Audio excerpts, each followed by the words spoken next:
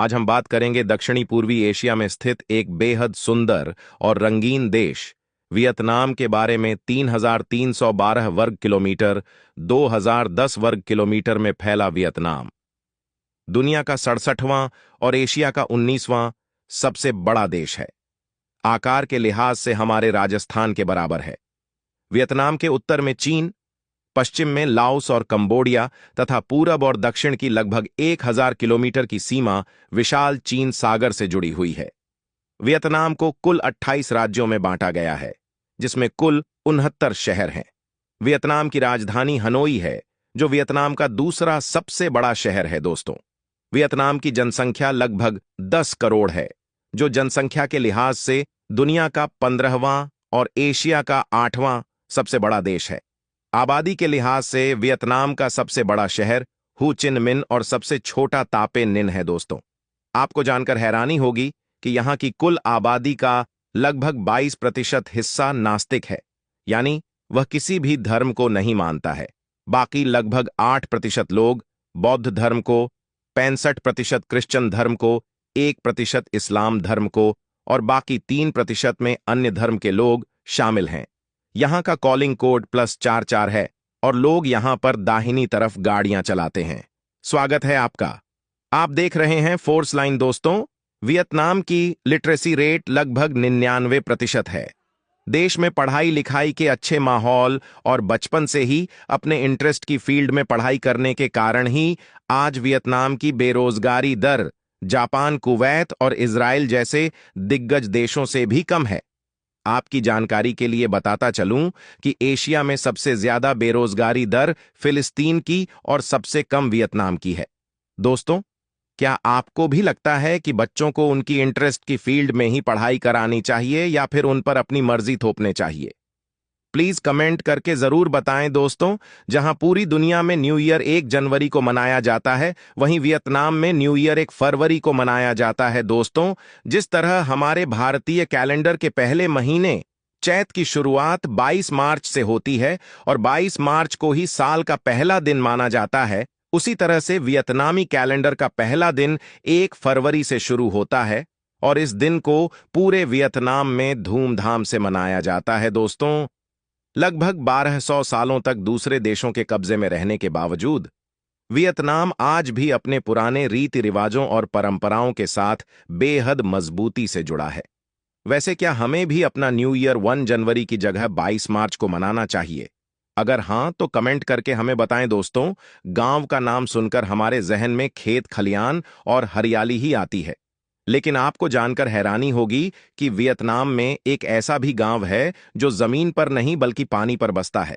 Vietnam की hello घाटी में बसा फ्लोटिंग फिशिंग विलेज अपने आप में दुनिया का सबसे अनोखा गांव है। यहां पर रहने वाले लगभग 1,000 लोग कई पीढ़ियों से इसी गांव में रहते हैं। पानी पर बसे इस गांव में स्कूल, रेस्टोरेंट, हॉस्पिटल और मार्केट जैसे सभी जरूरत की सुविधाएं उपलब्ध हैं। अपने अनोखे कल्चर के कारण ही यूनेस्को ने इसे अपने वर्ल्ड हेरिटेज साइट में भी शामिल किया है।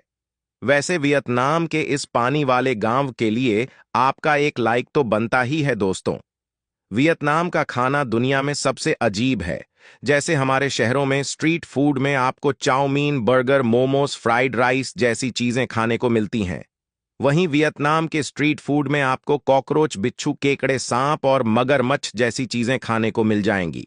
यहाँ के कुछ प्रसिद्ध डिशेस की बात करें तो बुनचा यानी सुअर की मांस के साथ नूडल्स, बुनबो यानी मगरमच्छ का सूप बना ड्रैग यानी चावल के चिप्स और बुना चुंग यानी चावल के केक यहाँ बहुत पसंद किए जाते हैं। दोस्तों, आपको जानकर हैरानी होगी कि यहाँ पर मुर्गे और बकरे से कहीं ज्यादा कुत्ते और बिल्ली का मांस खाया जाता है।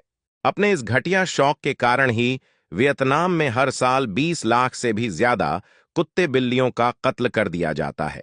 इसके साथ ही वियतनाम नाइजीरिया और भारत के बाद दुनिया का तीसरा सबसे बड़ा काजू उत्पादक देश है। यहाँ हर साल लगभग 1 लाख टन काजू का उत्पादन किया जाता है। इसके साथ ही वियतनाम ब्राजील के बाद दुनिया का दूसरा सबसे बड़ा कॉफी उत्पादक देश है। यहाँ हर साल लगभग 17 लाख मेट्रिक टन कॉफी का उत्पादन होता है। यहाँ की रोबोस्का काफी और एक योग से बनी ट्रेडिशनल कॉफी काफी मशहूर है दोस्तों। जैसे कि मैंने आपको अपने आइसलैंड वाले वीडियो में बताया था कि वहां पर आलू को सड़ाकर एक बेहद बदबूदार बियर बनाई जाती है। उसी तरह वियतनाम में सांपों से बनाई जाने वाली एक बेहद अजीब तरह की बियर का प्रचलन है। पूरे वियतनाम में स्नेक बियर के नाम से मशहूर इस बियर को बनाने के लिए सबसे पहले एक जिंदा सांप को पकड़कर विनेगर में डाला जाता है ताकि उस सांप का जहर खत्म हो जाए। इसके बाद उस सांप को निकालकर राइस वाइन में डालकर छोड़ दिया जाता है। 4 से 6 हफ्ते बाद यह बियर पूरी तरह से पीने के लिए तैयार हो जाती है। वियतनाम में यह बियर आपको $30 में मिल जाएगी। यहाँ के लोगों का मानना है कि स्नेक बियर उन्हें ढेरों बीमारियों से बचाकर निरोग और लंबी उम्र देती है। वैसे हर शराबी पीने का कोई ना कोई अच्छा बहाना ढूंढ ही लेता है। वैसे मेरी राय में तो किसी भी तरह के नशे से दूरी बनाना ही बेहतर है। दोस्तों, वियतनाम की ऑफिशियल लैंग्वेज वियतनामी है, जो दुनिया की सबसे कठिन भाषाओं में से एक मानी जाती है। असल में इसके कठिन होने का कारण है इसके बोलने का तरीका। वियतनामी भाषा में एक ही शब्द को अलग अलग टोन में बोला जाता है और इस टोन का अर्थ भी अलग अलग होता है। समझ के चार चार मतलब शब्द के साथ साथ एक्सप्रेशन पर भी ध्यान देना पड़ता है, तब जाके बात समझ में आती है। ससुरी दोस्तों, वियतनाम की सड़कों पर आपको कार की तुलना में बाइक ज्यादा देखने को मिलेगी, क्योंकि यहां ज्यादातर लोग कार की जगह बाइक का इस्तेमाल करते हैं। इसका मुख्य कारण है वियतनाम की आबादी का बहुत बड़ा हिस्सा विकासशील है, जो कार के खर्चे को अभी भी अफोर्ड नहीं कर पा रहा है।